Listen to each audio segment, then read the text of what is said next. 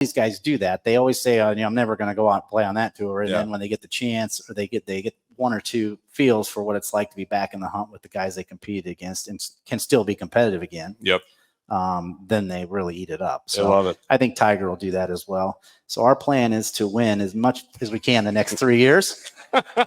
And he can do what he always does, right? Yeah. He's teeing it up next week at Riviera. Yes, I mean, that'll be interesting to see, what kind of shape his game's in for that event.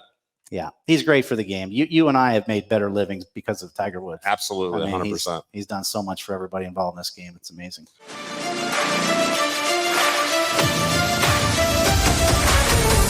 Quiet, please. Hey, thank you everybody for being here. Welcome to the second episode of season 2 of Quiet, Please. We started the year off with Joe LaCava, Tiger Woods' longtime caddy, now with Patrick Cantlay. And now, thanks to my partners here at Hurrdat Sports, we're live. We got a great crowd here, and Troy Martin is in the house. All right. But I'd say, I've known Troy, I don't know how many years now, over 10. For sure. And we've probably got combined over 40 years of experience, caddying in professional golf. So it's, I'm in my 21st year now. Yeah. Yeah. And so I was about at year 20. I can't really claim that I do it full time anymore, but I have this tagline that I stay attached to that is once a caddy, always a caddy. So yeah, that's a fact. Well, thanks for having me. This is going to be a lot of fun. Yeah. And thanks to everybody for coming out. I hope you guys have plenty of beer, plenty of wings, whatever we have, and we'll tell some stories.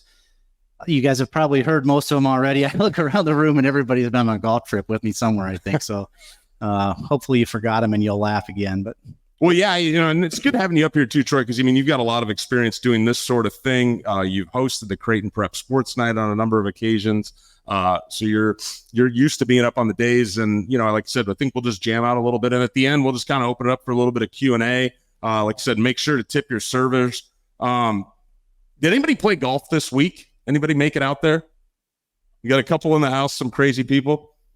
I like it. I saw a few courses were open today. Yeah. Yeah. You get the ones that have the covers on the greens, but then otherwise, get out there and get a little bit in. The other thing going on this week, and it's in like a weather delay right now, is the Phoenix Open. It's nicer here than there. Yeah, that's true. You're right about that. It hailed the other day. And I know you have a large contingent of friends down there at the Phoenix Open. Have you done a wellness check on those guys at all? I did. They were all at breakfast this morning drinking Bloody Marys, excited to go out and have a blast. And I think the very minute they got out there, they blew the horn and everybody had to go home. So I'm sure they found somewhere else to go and have some cocktails. But right. You always want to be on the course this week. It's kind of disappointing. Hopefully this moves through and they have a good weekend out there. Yeah, it's always a good time. And I checked Twitter this morning. I saw there was a picture of a guy in a wedding dress walking around with a beer in his hand at 8 a.m. in the morning. I mean, I don't think anything really says that had to be dead last in fantasy football, or he lost some sort of bet. Exactly. I saw that guy do you see that guy that jumped into the thing at Cabela's last month? In the aquarium? My first thought was that guy lost his fantasy football league. Or he's a caddy. One of the two. One of the two. Yeah. What's your experience out at the Phoenix Open over the years? So I've only been on the proper side of the ropes, drinking and having fun and watching golf. Most of my experience has been on the Champions Tour. So I worked a few majors here and there on the regular tour, but for the most part, all of my caddying's been on the regular tour, or senior tour, excuse me. But I know you've worked it several times. Do you have any good stories from out there? I have worked it a couple of times, and I've got a few stories. I worked 1 year there for legendary, well, I mean, not legendary, but Nebraska behemoth John Hurley. Monday qualified in 1 year, and I was on the bag for him. And I remember we got up on the 17th, and he had a 2-iron out in hands, and we were waiting for the green to clear, and everybody was kind of giving us crap for laying up. And I said, he's not going to be laying can't up. Hit this full. Exactly. And chip it a little bit, and he ended up kind of getting it up there in front of the green. And another thing happened that same week with him where it was he's in the last group. It's on a Friday. It gets kind of, people are drunk out there and stuff, and he's over a 10-foot putt, and there's guys on the side being like, hey, I bet $20 you're going to miss this, right before he takes it back. So that's some of the reasons why, players sometimes choose to skip that event. I remember caddying for John Merrick there 1 year, and he brought me in on a putt, and he wanted to read on that. And there was a girl behind the green that didn't have her underwear on. So that was just like, everything can happen out there. It's like all bets are off. Well, maybe we'll have to work there one of these years then. I saw that Colton Oast is caddying this week. Did you catch that? I did. I didn't see who he was working for, and I know they played the afternoon wave because I saw a few guys tweeting about how excited he was to be out there in the rain and weather. You know, that's obviously the hardest thing. That's when you have to really caddy, when things like that roll through. Otherwise, you know, an event like Phoenix, he could probably just go through the motions, knowing the course as well as he does. But he was going to have to do some work this afternoon. I know. He's probably grateful they called it. Yeah, he's probably on his couch right now. But that Taylor Montgomery's been playing some good golf this year. So it'd be kind of cool to see them get in the mix a little bit. And he's, you know, CBS is off this week. His partner in crime, you know, the legendary Jim Nance. And and there's always a story that I really want to pick your brain on this a little bit. You can share some experience with the people about, you know, you've spent some time with Jim Nance. You had a chance to kind of go to his house that's right there by Pebble Beach, and he's got a par 3 in his backyard. I guess tell us a little bit about that experience. He does. He's got a par 3 and like you said, in his backyard, and he's got a speaker rock right next to the tee that plays the Masters music, you know, when they go to commercial break. And then he sits there and he'll talk you through the shot, you know, and everybody's been there. Romo's there. All these guys are there. And I think the day that I was there was with Faldo, I think, right? Yep. Yeah. And actually there's been like 12 hole-in-ones there, and he has another plate there, and I think Romo was the very first one. Really? Yeah. Faldo hit about 50 balls and didn't have a hole-in-one, but it's like a 60-yard shot. It's just really cool. He's right across the street from kind of the clubhouse at Pebble Beach there, and you know, just being some goofball from Nebraska, caddies to have opportunities like that, it just is really cool, and things I'll never forget. Just, you know, either being with Nance or being with Faldo, either one, you know.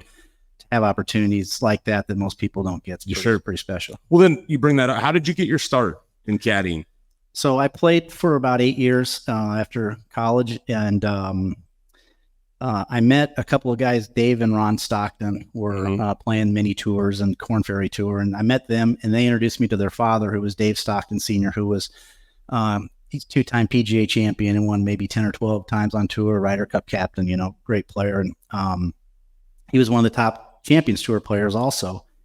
And he just called me one night and just out of the blue asked me if I'd consider caddying for him. And I'd never really thought about it. Yeah. Never really entered my mind. And I said, well, that sounds, you know, fun.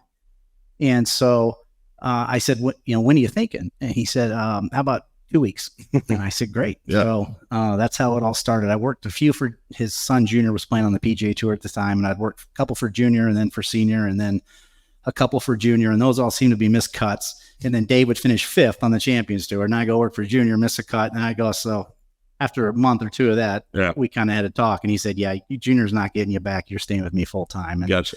That's kind of how it happened. I worked about 20 events and played about 20 events the first couple of years I caddied. Oh, really? And I was also doing some yardage books then, and 3 jobs was just probably too many. So I eliminated the playing part and kind of stuck with doing yardage books and caddying. Wow, that's a lot of golf. I love that. And so now, you said 21 years later, in the last couple of years, you've been a caddy for Stephen Alker, and he's a Phoenix resident. In fact, the last time I saw him, it was a couple of years ago at the Phoenix Open, and he was there kind of getting his equipment checked. And that was right as he had started this amazing run. You know, he's been on this incredible run since turning 50.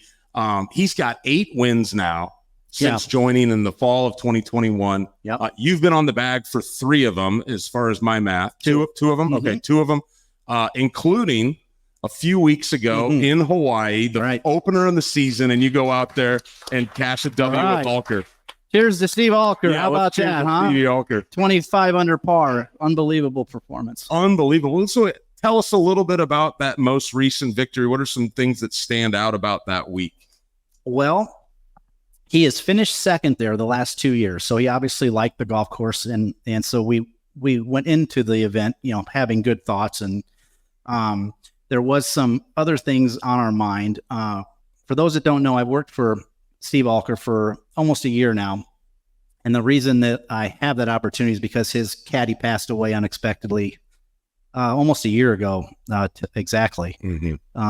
And they worked the Hawaii event last year. He was sick during that week and then went home, was diagnosed, and then passed away about 7 or 8 days later. So I filled in a few weeks with Alker early last year, and then went back to Stephen Ames, who I was caddying for at the time, and then I asked Alker maybe to be considered full time, and it just worked out. That was a better fit for me, and so I started with him. And so I wasn't with him the previous 2 years there where he finished second, but we obviously knew how good he was and how well he played that course.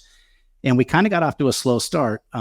We played 3 rounds out on the PGA Tour Champions, and so you really have to kind of try to birdie every hole in a sense. And so we were only 1 under par after the front 9, which was kind of disappointing. And then he just went on a tear like I've never seen and shot 24 under par for the next 45 holes. And it was really impressive. We did have a little bit of luck maybe on the final round on a par 5, number 7. We can't see it because there's lava everywhere. It's this really cool golf course in Kona, Hawaii. And you're hitting over lava and the greens down here. Well, he hit it just a little right, but I thought it was still okay. Well, apparently it hit the cart path and then hit the lava and then bounced down on the green. And he made about a 50-foot putt for eagle. So that could have been a 6 or a 7. Instead, it was a 3. And so from then on, it was smooth sailing. He just played awesome. That's awesome. And I remember early in the week, following you and you guys were playing a practice round. You came up, I think, on 18, or maybe it was the start of the round, and there's this giant rainbow in the sky. Yeah. And I mean, just instantly thinking about Sam, and Steve's been very vocal throughout all this about, how he's playing for Sam. And there's been so much like cool symmetry throughout it, like, playing well and winning the Houston Open 2 months after he dies, where Sam is from, with his family in front of him, like just stuff that you can't even like write in a movie script. And it's interesting too, when you, and say, I had a chance to know Sam over the years, great guy, super friendly, very simple. And I remember oftentimes we would be on the road at a Days Inn, and he had this pickup truck that he would travel around with, and he would just set up his grill off the back of his pickup truck, and we'd all get around and we'd have some drinks and grill out. And like, to me, that's a big memory of just like caddy life on the road with your buddies, like just surviving and stuff. And then, he was always kind of on the Corn Ferry Tour caddying, and then he stuck with Steve, very loyal guy. And then Steve got out there and they just took off. And I couldn't have just felt more happy for Sam with the success that they had. And it was very sad that we lost them. And it was just almost in the same sense, if you're going to go out, like, you can't draw up a better way than how those last year or two, where he was just doing what he loved and was out there. And he's the kind of guy that everybody rooted for. When Steve turned 50, he didn't have status. Steve Alker didn't have status. So he had to Monday qualify, and he did his first event, and then he top 10, I think 8 in a row, which got him in all of those. And then he won his 10th or 11th event. And then it was, off to the races from there. But Sam was with him the whole time. And, a lot of times when guys come out now on the Champions Tour, they've played in the Tiger era, they've made a ton of money, they're feeling pretty good about themselves, and so are their caddies. But Steve and Sam couldn't have been more humble, the opposite of what a lot of that the other stuff is, if you know what I mean by that. And so they were real easy people to root for. And the story was a great story on both sides, player and the caddy. And so, Sam, I feel bad I only got to know him real well for a couple of years when he came out there, but I really liked him a lot. And every time, we got paired together a bunch because Ames and Alker were both playing at a really high level, and he was my favorite guy to be out with. And so was Steve. Steven Alker was he's just a prince. He's a super nice man. He's nice to everybody, soft-spoken, humble. He's just great. But a little bit about Sam. You mentioned it in Houston. Sam was a diehard Houston Astros fan. I hope he has more than one, but it's the only hat I ever saw him wear. Well, he had 2 hats. He had the Houston Astros hat, and then he'd have that big cowboy sombrero that he'd wear out there. So this Astros hat, though, so he was diehard. Well, when he passed, I bet it was probably 40 to 50 people came to follow Steve in Houston, and they all had Astros jerseys on with Sam's name on the back. Yeah. So that just tells you what a special guy he is. I mean, if something happened to me, my wife and my mom might be sad for a couple hours, but there's no way 40 people are showing up at a tournament. But Sam was just a really special guy, and that just proved it right there, Yeah. Well, you've done a great job of sharing his legacy and continuing that on and honoring him. Well, I just say one more thing about that. Yeah. It's important to me. I'm in communication with a lot of Sam's friends. Yep. And they lived and died every round with Sam and Steve. Yep. It meant everything to them. And so, a lot of them have my number. They root for us. They text us after great rounds, great wins, whatever. They're all very kind. And so I think for that reason, I've always kind of viewed it. I think this should always be Sam's job and Sam's bag, and I'm just filling in. I love it. So, yeah, that's great. Yeah. Yeah. And a little bit more on Steve. I mean, 6 of his 8 wins have been by 2 strokes or more. Yeah. Half of them have been by 4 strokes or more. I mean, the dude is a closer. He's not afraid at all. Yeah. Talk about just being in the mix on the back 9, closing out a golf tournament, kind of from the caddy perspective. Yeah, well, it can go either way. If he's going, you stay out of their way, and you just don't want to do anything to disrupt that momentum, which was kind of like Hawaii. You just had a feeling that he seemed like he was birdieing every other hole, and it was just nothing was going to change. It was going to keep going. However, in Phoenix, the last event of last year, I think we teed off with a 4-shot lead. Is that right? 4 or 5-shot lead on Sunday. And then it got down to where we had a 1-shot lead with three holes to play, and we were not playing well for him. He's normally very steady and very strong, and he just didn't have it that day. And I don't think it was nerves or pressure or situation. It just was one of those days. Yeah. And so that's where we had to kind of think about things a little bit differently, play a little more conservatively.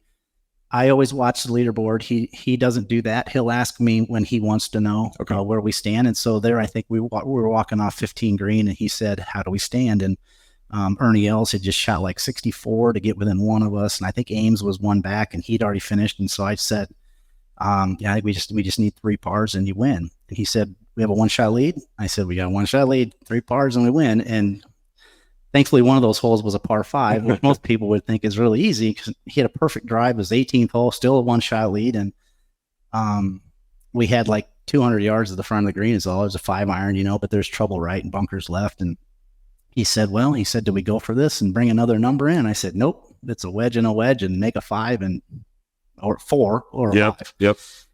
I think I told him 75% chance you'll make a 4, and the rest of the time you make a 5. Yep. And he said, "I like those odds." So there we had to play a little bit differently and, conservative in the situation, but thankfully that wasn't the case. I think he birdied the last 2 in Hawaii to win by 4. So I gotcha. That's interesting point you bring up, because it takes some discipline sometimes to just do whatever it takes to win the golf tournament. I mean, you got great, not good memories, but John Vandevelde comes to mind. I mean, guys do it all the time where they just kind of take on more than they have to. And I would think that you being a player, you referenced earlier, like you were playing professionally for a little while. You had this one year where you did it both. Like, how much I've always thought that caddies that have played professionally have an advantage. Obviously you've got all this experience to draw on now as a caddy, but just how much do you kind of draw on your playing career when you're out there caddying and just kind of knowing kind of maybe what he's feeling or thinking because you've done it. Yeah. You've lived it. Yes.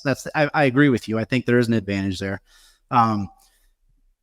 Both because you've been in the situation or similar situations and you know what kind of you were thinking and their mind's racing as well. You can appreciate that more. Mm-hmm. Same thing where if they've got a tough putt, a 5-footer breaks, this far. I watch these caddies, the guy misses the putt and the caddy turns around. I was like, geez, I was like, miss that putt, well, I've had to hit that putt. I know it's hard, right. And I can appreciate that situation a lot more, I think, because I've been there and tried to do that.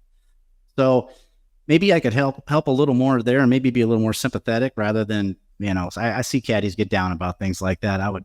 I know how hard this game is. And so when a shot doesn't work out the way you want, I just know that happens. Yeah, that makes sense. I've been fortunate to be on the bag for some wins on the Korn Ferry Tour. And I remember one stand out. I was working for Brett Wederick. I mean, former Ryder Cupper, just veteran player, really good player. And we're coming down the stretch. And I think he had like a 1-shot lead on the 18th hole. And he's in the left rough and we're waiting, the green's waiting to clear and stuff, kind of know what we have to do. And he turned to me and he said, "Let's not fuck this up." That's one way of saying it.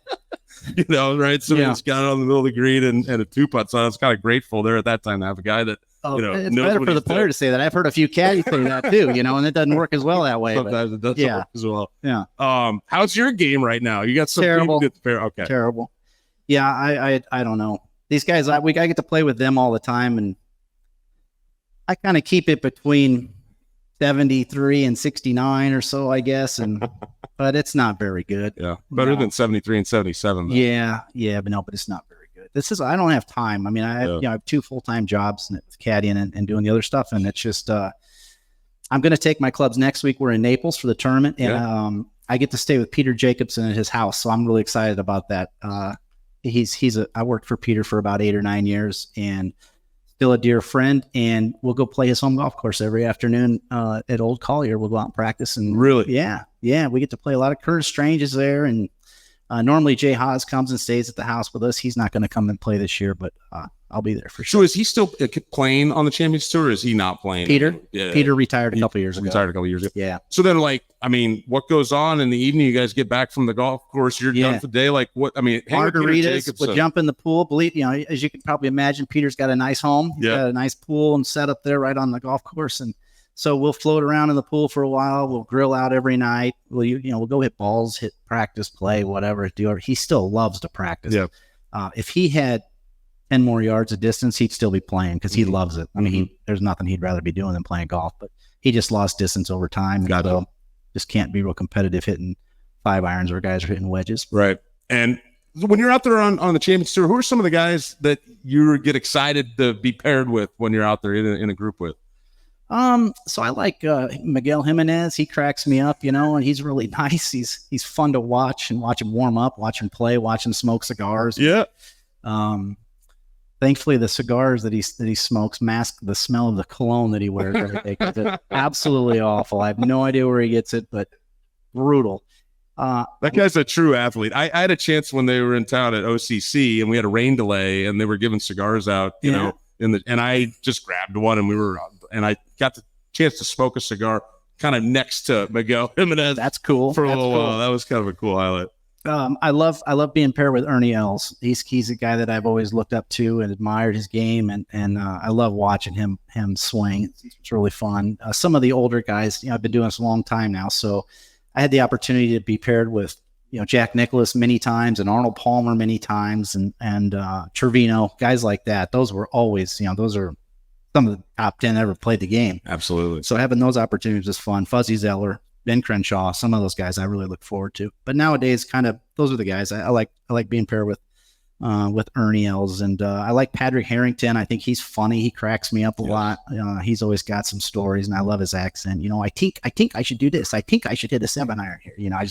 His accent. He's the best. Cracks me up. When I was with Seamus Power for 4 years, in 2016 we went to the Rio Olympics. And Podrick was our partner. There's a couple other guys that decided not to go, so we were fortunate to be there and got to know him and Ronan. Really know that really well that week, and they kind of still to this day take to call me, my name John Rathouse, and they took it in there's no way they could say that into Gaelic, so they say they call me Sean Chuck Frankon, which makes no sense at all. But and it's great to hang out with. I remember asking one time, last turn of the year in Sea Island, I was like eating lunch next to Podrick, and I was like, hey, we've got this soup contest in my family. I want to make a good Irish stew or a good Irish soup. And he goes, we don't do that. And I was kind of blown away. He's like, we don't make Irish soup. There is no such thing.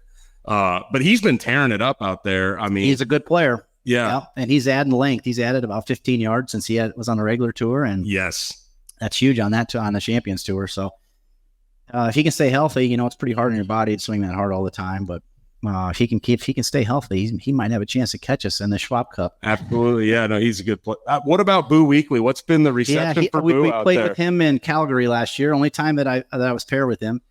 I think Boo's going to have to get the putter a little hotter to compete out there. Sure. A lot of these guys that come out, Justin Leonard, David Duval, the guys that had great careers and then come out and they're like, they shoot even par 1 under, and I'm like, that's pretty good. And they look up and somebody shot 9 under and 8 under and 7 under and 7 under and 6 under. It's just the scores are so low, right? And you're never going to shoot that low if you're not a good putter, right? So some of those guys, the names I just mentioned, they're all still really good players and ball strikers, but they're just not putting like they need to putt to compete out there. Yeah, he's such a character, and I got to caddy for him one time. This is like 04, like when I was first starting, and I just he needed somebody. And I didn't catch him on the best week because there was like a hurricane bearing down on his house back in Florida. He wasn't totally there. Ended up missing the cut, but I remember on one of the tee boxes, like I went to the side to take a leak, and there was we're up in Oregon and stuff, and he kind of chimes over. He goes, "Don't eat them low berries over there now." Yeah, he would know about that. Exactly. Likes to put back the beers and stuff too. How about Fluff? Yeah. I mean, how old is Fluff now? 76 yesterday. Okay, 76 yesterday. Happy birthday, Sent him Fluff. a nice text. He replied. He's out in Phoenix working for CT Pan this week. Yep. Either Fluff doesn't want to go home or his wife loves to shop, because that guy works every week he possibly can. Yep. And I admire that a great deal. It's a hard job. Yep. I'm 51 and it's gotten really tough the last few years. It's a hard job. And he's 76 and mowing along on the regular tour is pretty impressive. It is. He works for Jim Furyk now full time, and Jim's kind of battling some injuries. And so when Fluff has an opportunity to work on the regular tour or whatever, he's always there. Mhm. I mean, he works every week. Yeah. So yeah, he's a great guy though. He started with Peter. Okay. Yeah. That's what I thought. Yeah. So when Peter hired him, Fluff was living in a van. He had 3 teeth, from what I hear. And now he's a multimillionaire member at Congressional, so Yep. I mean, he's done pretty good in his career. Yep. But he's had some really good jobs, and he's done a really good job at it. He deserves everything he's got. Yeah, tremendous caddy, and he tells it how it is. It's yeah, oh yeah, East Coaster, and he just kind of Yeah. has no problem saying what he thinks. And I remember the Omaha Country Club. He was there. I don't know how many years ago that was now. The second edition, and he's on the bag for Jim Furyk. I remember it as well, John, because he beat me. I know. I'm not trying to bring up bad things. Yeah. You were there, Stephen Ames at the time, and you guys were in the mix the whole week. I mean, it was a great. We were in the last story. group Saturday and Sunday. We were in the final group, and on Sunday was the final twosome with Furyk and Fluff. Yeah. Yeah. And I remember driving back to the caddy lot one day with him, and I just asked him about the course and stuff, what he thought and stuff. And he said, and I don't know if this is really true, but he did say, in all my years, I've been doing this for 50 years, this is the hardest walk that I've ever had. And I like to always tell people, that are members out there that have caddied out there in the past, like, hey, Fluff, who's like one of the all-time caddies, says that, OCC is one of the hardest walks that he's had. Yeah. He may have said it because he was 74 years old at the time also, but I get his point. Yeah, exactly. Yeah. He's crafty at doing the fork caddying too, and Jim helps him out. Yeah. Tiger, I was doing the math. He's going to be turning 50. Yes. January of 2026, he'll be 50. Yep. What's the chatter about Tiger coming out on the Champions Tour amongst the guys when you're out there? Everybody thinks he's going to play. And the reason being, he can take a cart. He could take a cart now on the regular tour, but he would have to apply for an ADA, and he doesn't really want to do that. I think but on the Champions Tour, right now, there's some guys. There might be 7 or 8 guys that have the ability to take a cart. Yep. And he would be one of those. I don't think he'll play every event, but Right. I think he'll play, Stricker's Invitational and Furyk's event, and probably play the majors. Mm-hmm. And I mean, these guys still want to compete. We see it from everybody when they come out. I can remember Steve Elkington when he was 49. We were in the field at the Players Championship that week with D.A. Weibring, and he asked D.A. He's like, "How is it out there?" And D.A.'s like, "Oh, it's great. You're gonna love it. You're gonna be with all your friends again. You're gonna have a blast." And he goes, "You're never gonna see me on that tour." And then 6 months later, he played every event for like 4 years. Exactly. All these guys do that. They always say, I'm never going to go out and play on that tour. And then when they get the chance, or they get 1 or 2 feels for what it's like to be back in the hunt with the guys they competed against and can still be competitive again. Yep. Then they really eat it up. So love it. I think Tiger will do that as well. So our plan is to win as much as we can the next 3 years.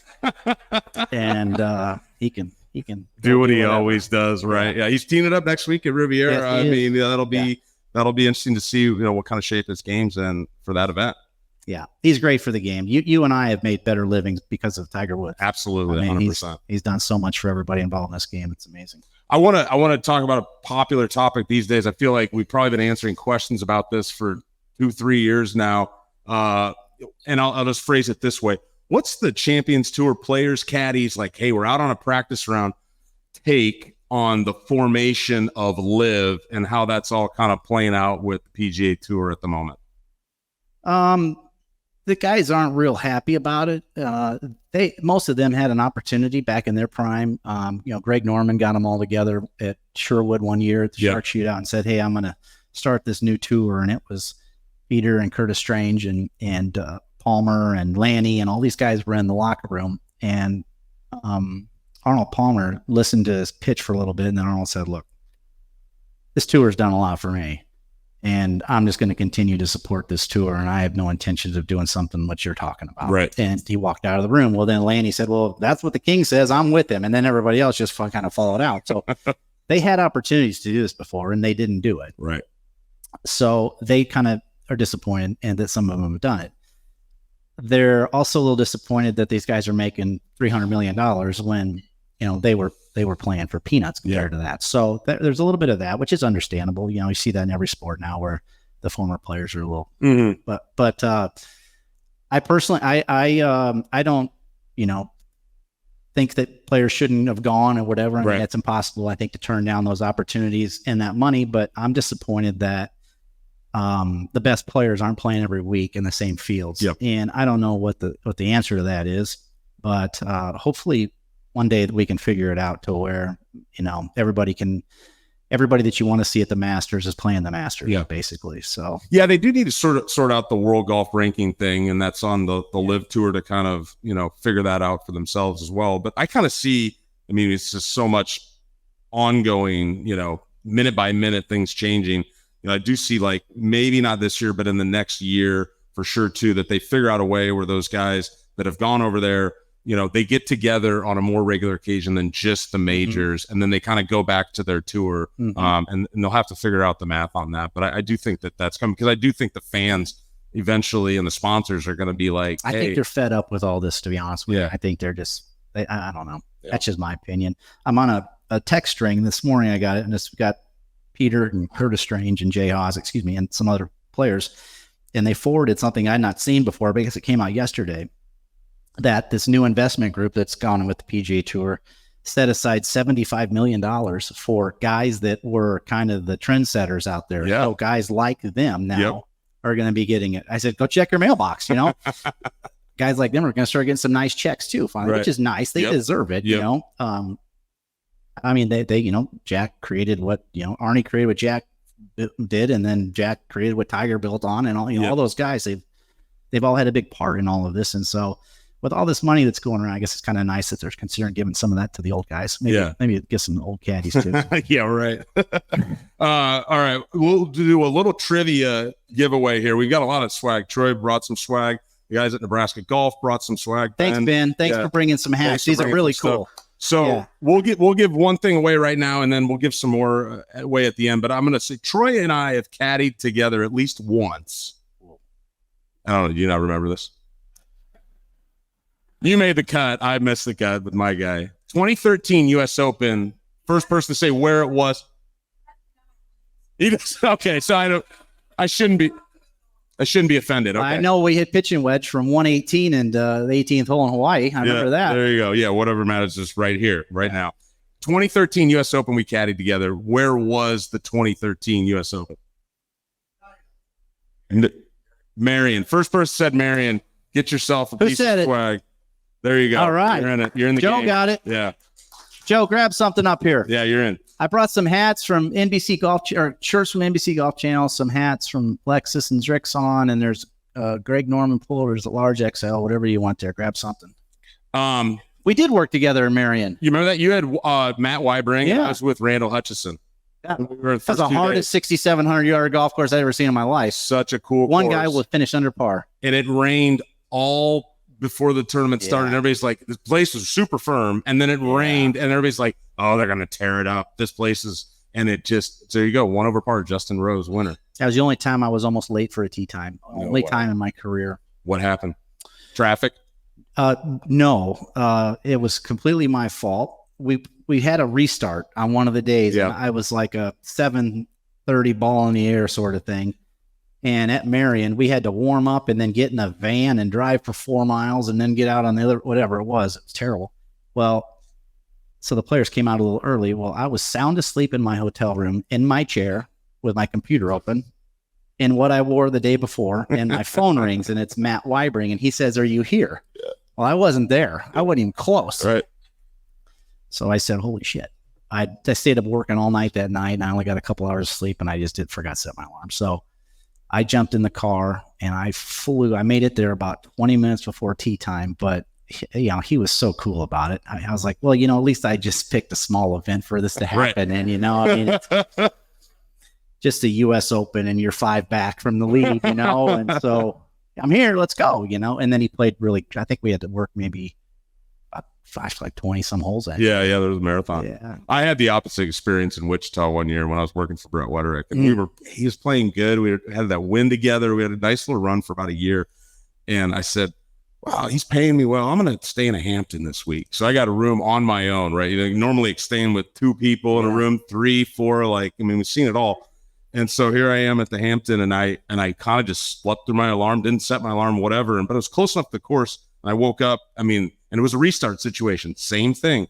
Hightailed to the course, figured out some, parking in the neighborhood, kind of sprinted. And then I tried to walk in late. Well, he was already grabbing the rules official and stuff. I made it on time, but then we had to walk out to the far end of the course to restart a round and missed the cut. And he called the next day and I got let go. So it was a really tough lesson, of just the punctuality. Well, thankfully, I was just filling in for Matt that week, or he'd have probably fired me too. But I think I went the next week and worked for his dad somewhere on the Champions Tour. Let's talk about some caddy nicknames. All right. I've got a few in mind. I don't know. What are some of your favorites over the years that you've heard? So Downwind Vic. Yes. He smells like complete shit. That's a good one. My favorite one on the Champions Tour is Ziggy Bowens, who has a little bit of a drinking problem. And about 20 years ago now, we nicknamed him Baghdad because he too gets bombed every night. That's a good. When I had LaCava on last month, I asked the same question, and he had one. He's kind of going through his Rolodex, and he brought up "Work with me, Larry."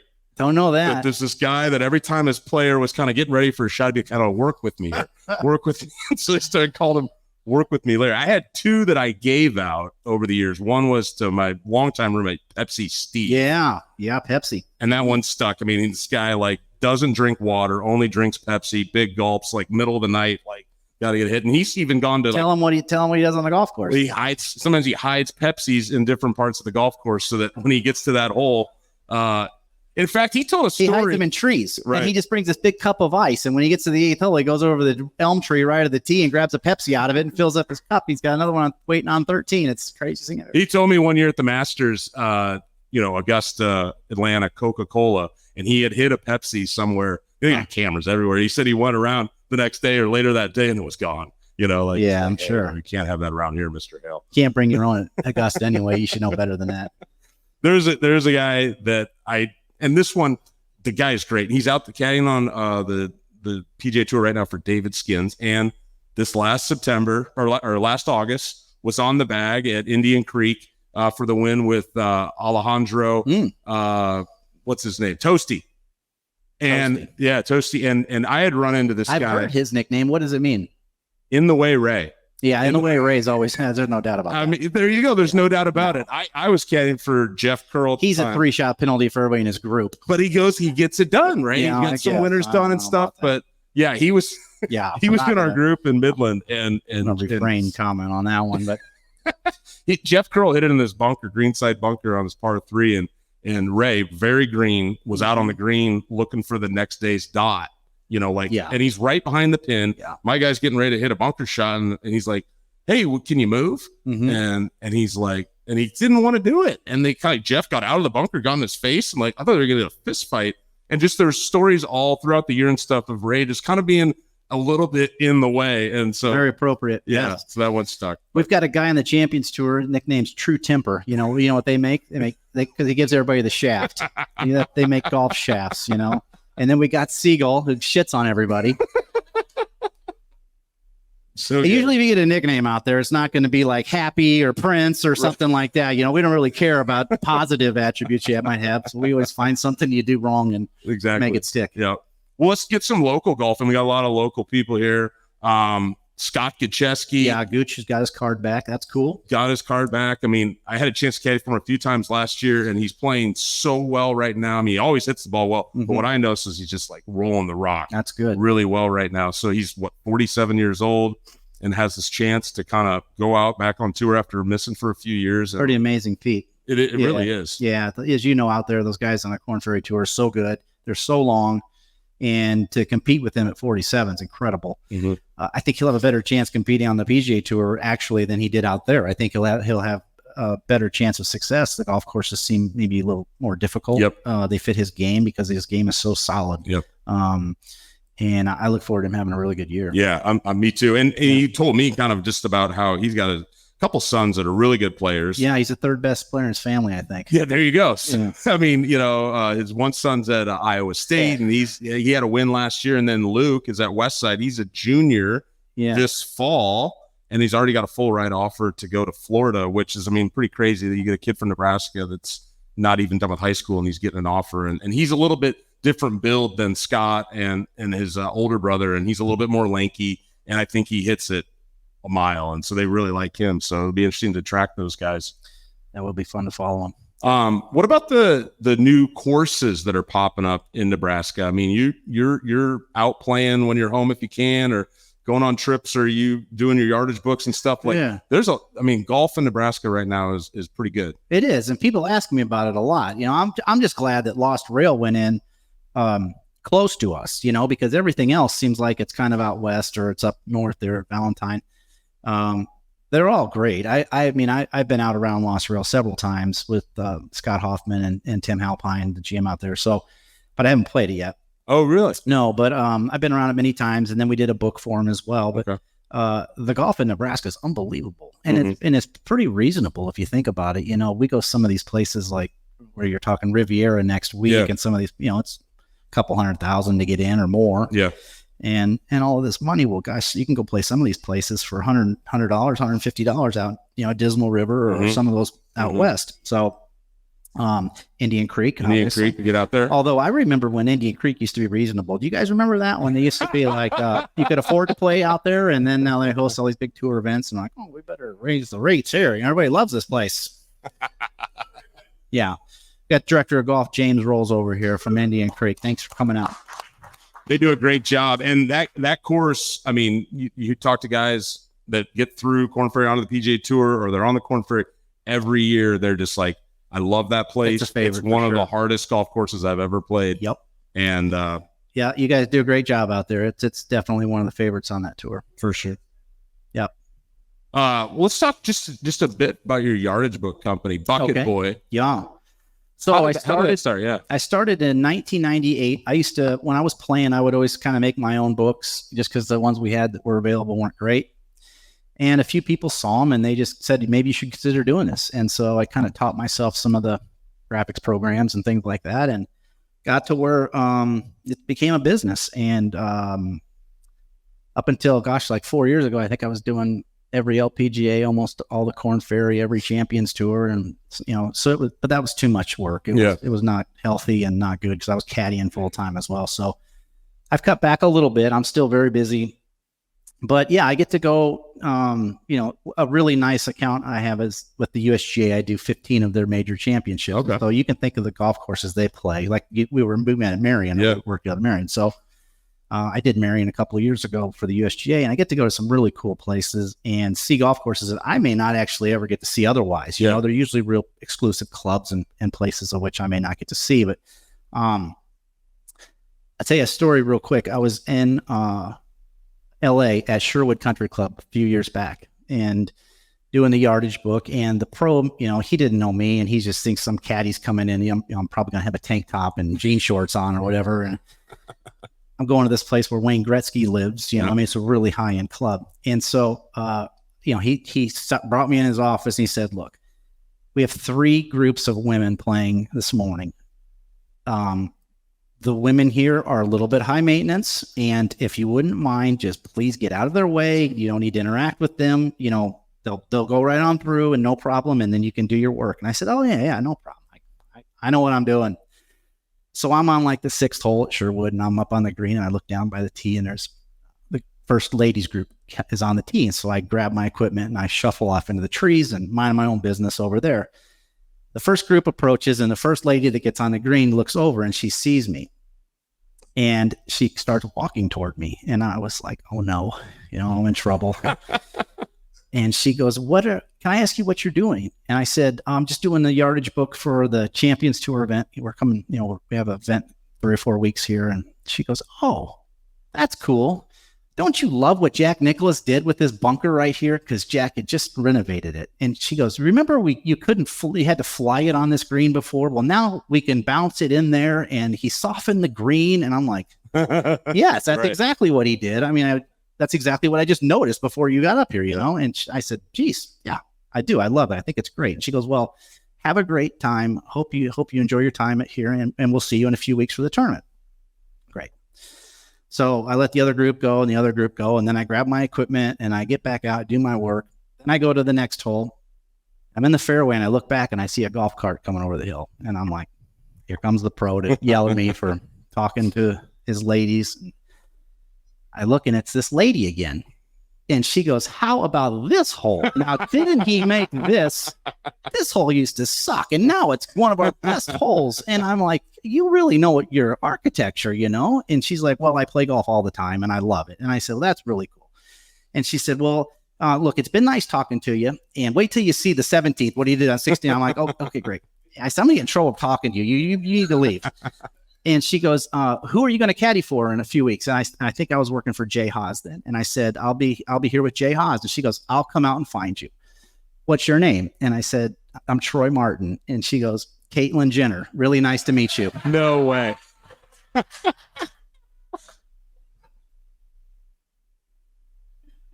That's amazing. I had no idea. Right.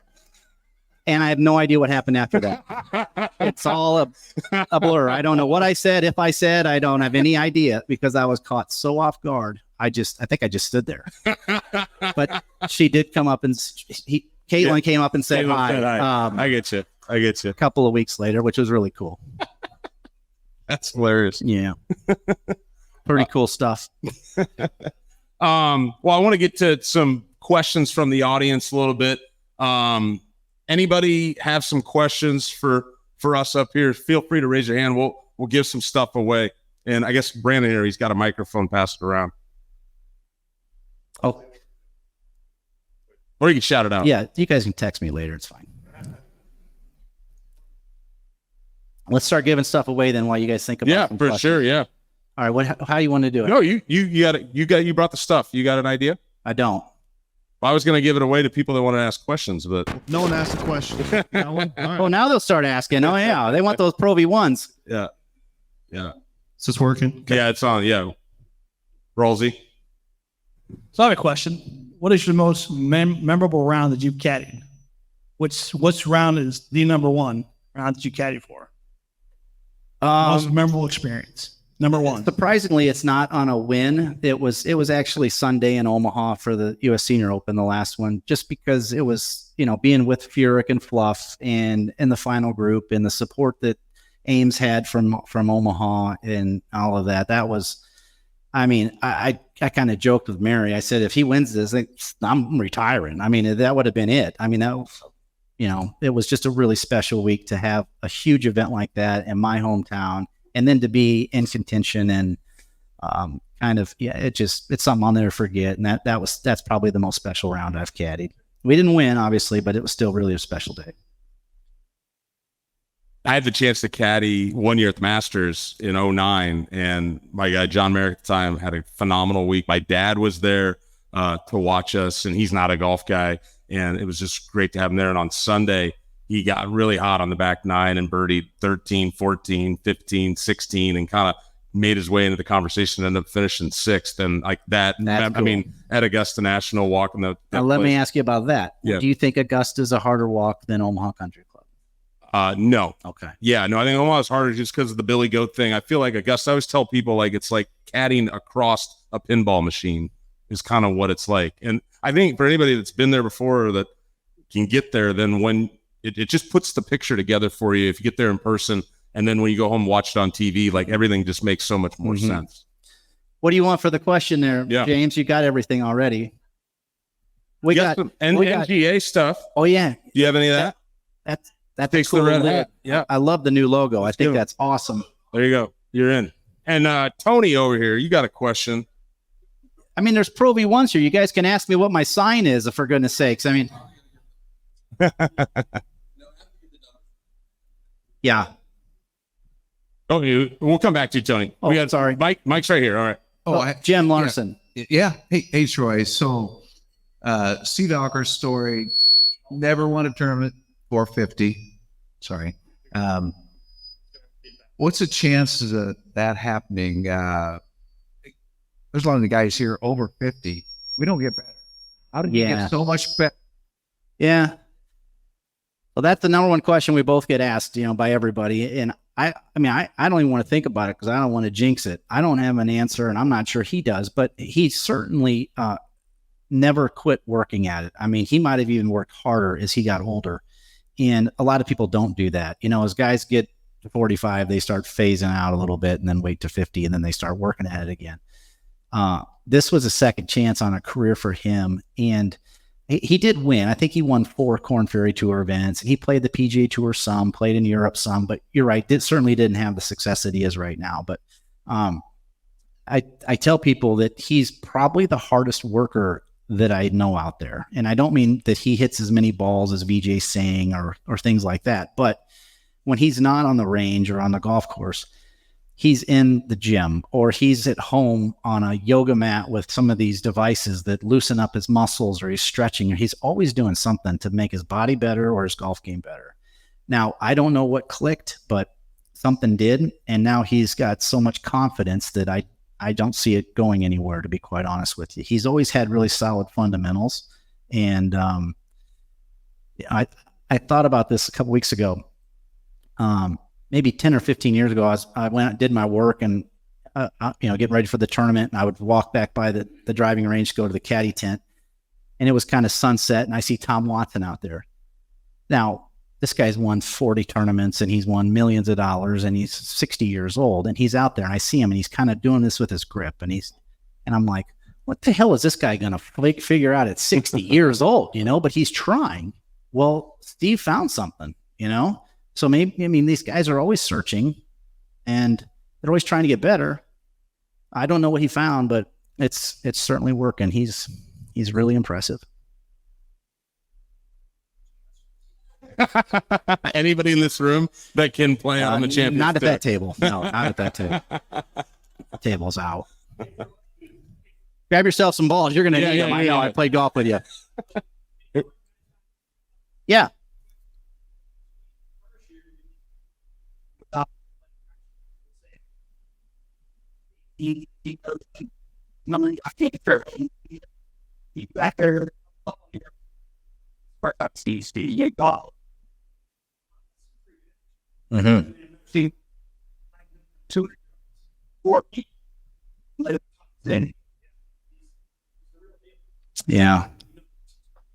Yeah, I don't know what. So he's about 2.5 years into his Champions career now, and I think he's played in 55. I might be out by a couple here, but I think he's played in 55 tournaments, and he's had 39 top fives. Mm-hmm. Just a remarkable run. Just really is. Stricker's year. There's probably hasn't been anything like Steve's run in the last 20 years until last year. Stricker really had an incredible thing that might match it or even surpass it, actually. But just a really special story, I think. Yeah, really special. Tony, you had a question up front here. I was just saying about after you get the numbers right? So that's out of the picture. As far as like mental coaching on the course, can you think of a time like where your play was? You were part of that win process, and what was that? Oh, I wouldn't take credit for that. Carrying a bag around isn't anything like hitting the shots and making the putts that these guys do. But if I've helped, maybe here or there, I can think of a few times where. Early on in my career, I was with Jerry Pate and he hadn't won in 23 years. And I got to the ball, I got the yardage, I knew the conditions, and I knew it was a 5-iron. I just knew it was on 18. And he walked up, I gave him the numbers and he said, "That's a perfect 6." And I just said, "Nope." I don't know why it came out of my mouth right away, but I said it. And he's like, "Well, what do you like?" And I said, "It's a 5-iron." He said, "That's a lot of club, Troy." And I said, "It's the right club. Nobody ever gets it back to this pin." No, I've watched this tournament on TV for 10 years. I know nobody ever gets it back there. And so he grabbed the 5-iron and I knew I was fired. I knew he was going to smoke it over the green. The boom mic is right in my ear. Everybody at home knows that I'm the idiot that talked him into a 5-iron. And he hit it like 10 feet and made birdie and beat Hale Irwin to win. So it's things like that were cool. I'm not going to take credit for that win, clearly, but maybe helping him a shot here or there. And with Alker on Sunday in Phoenix, on 18, a lot going through his mind. He'd had to get up and down for par on 3 or 4 holes in a row. We got a 1-shot lead, and he obviously going for that green at the time. If we were tied, it was a relatively easy shot for him as a 5-iron into a par 5, and he would have probably made a 4 or 3 most of the time. But there was no reason to hit that shot there.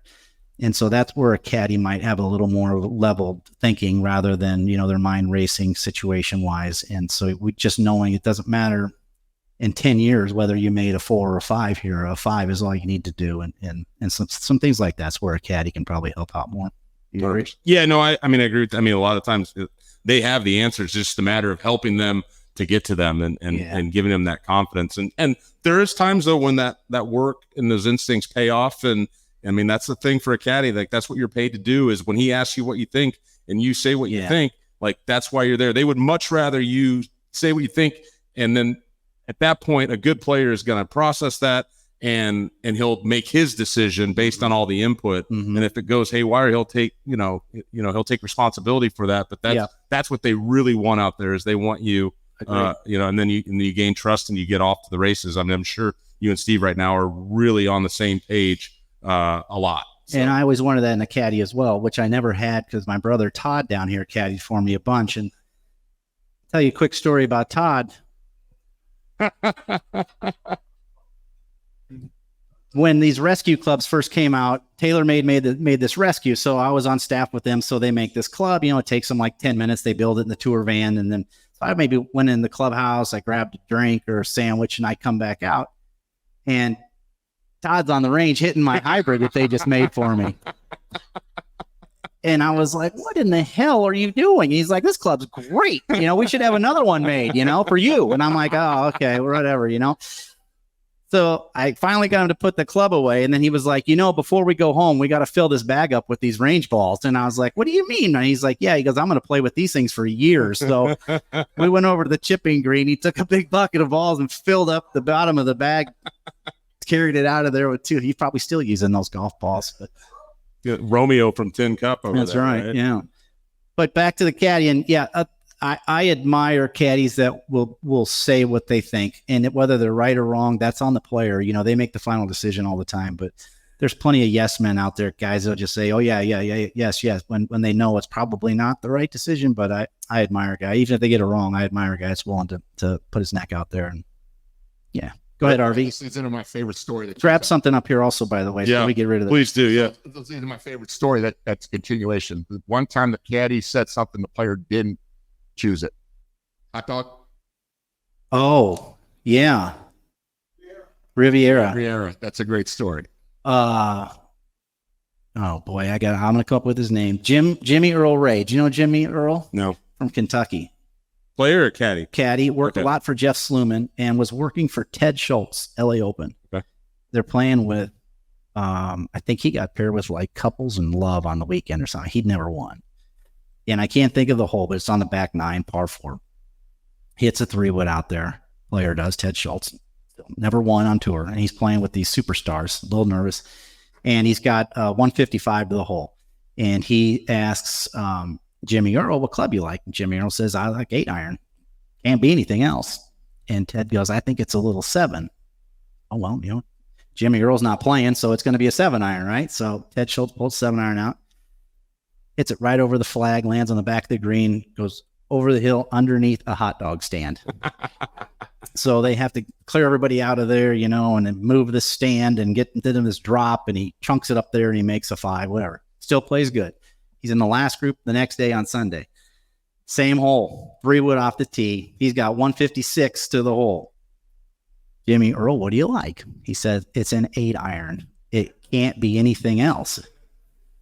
And Ted says, I think it's a little 7. And Jimmy Earl says, what do you want on your hot dog? That's great. So he convinced him to hit 8, hit the middle of the green, parred in, and he won. And that was his only win ever on tour. Great story. Yeah. Great story. Thanks for reminding me of that one, RV. That was a good one. Yeah, make sure you get some swag. We got one back here. Hey, Bob.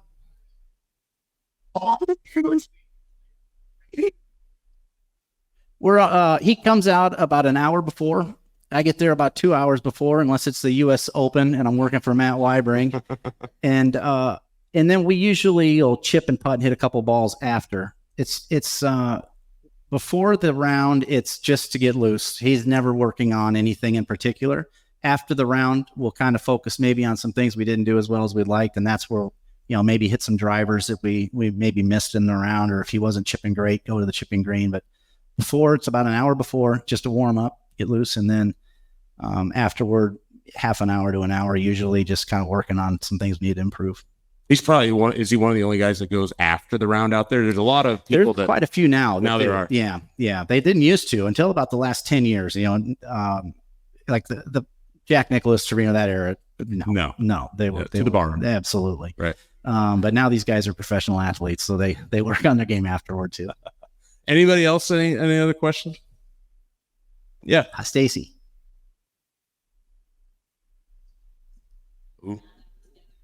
Just ping pong. After the win there in Phoenix, we played ping pong and he beat me.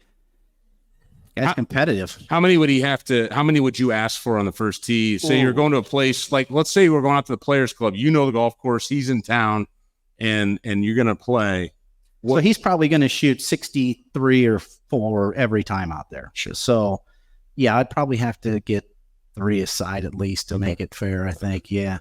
He's only seen me swing one time, and in Richmond, Virginia, at the tournament, they have a caddy closest to the pin. Sure. And I've never done it. They give away this big bottle of whiskey, and my caddy friends like that a lot more than I do anyway. So I let them get it, but I've never done it. And so they were encouraging the player to videotape it, and so there was some awful, a couple of them went right past the player, that just zingers going right over their shoulder sort of thing. And so we get through in the practice round, and Justin Leonard's on the tee, and Harrison Frazier and Alker. And he goes, "All right, Troy," he goes, "you got to hit one here." And I'm like, "No, not going to hit one here." And he goes, "Let me get my phone." And I'm like, "I'm not hitting one." And he goes, "You have to." So I said, "Okay." So I stood up there, and I don't even think I used a tee. I didn't use a glove. I just grabbed his 6-iron. It was like 181 or something. And I hit the prettiest 3-yard draw, which I hit about a 10-yard fade. Sure. And I don't know how it happened, but it rolled up there 6 feet from the hole, and I won the thing. And he's videoing the thing, and he's losing his mind that I got it airborne for starters. Right. He didn't even know what was going on. And he's falling. He's like, "Oh my God, oh my God, oh my God." He can just following this thing, but that's the only shot he's ever seen me. I wouldn't hit another one either. We might go next week, though. Peter and I will invite him out, and he might come and hang out with us at Old Collier in the afternoon, and maybe we'll get a chance to play a few holes together off site next week. That'd be awesome. Yeah. What's coming up, just so we know your schedule? You said you're going next week, Naples. Like, give us just the next month for you out on the Champions Tour so we can follow along. So we're going to play Naples next week. We're not going to play Morocco, which I'm disappointed a little because we won there. I won there with Stephen Ames last year, so that was fun. But what a place to go! Wow. Yeah, it was a really cool place to win a tournament. And then we go to the West Coast, which I think starts kind of at the second week of March. We go to Tucson and then Newport Beach, Palm Springs, kind of that run there through the desert and through the West Coast. So right now since he won the first event, he's leading the Scwab Cup points list and all that. I'm kind of excited about that because for 21 years, it's always been a goal of mine to get to wear that blue bib, which is the guy that's a point winner. Gotcha.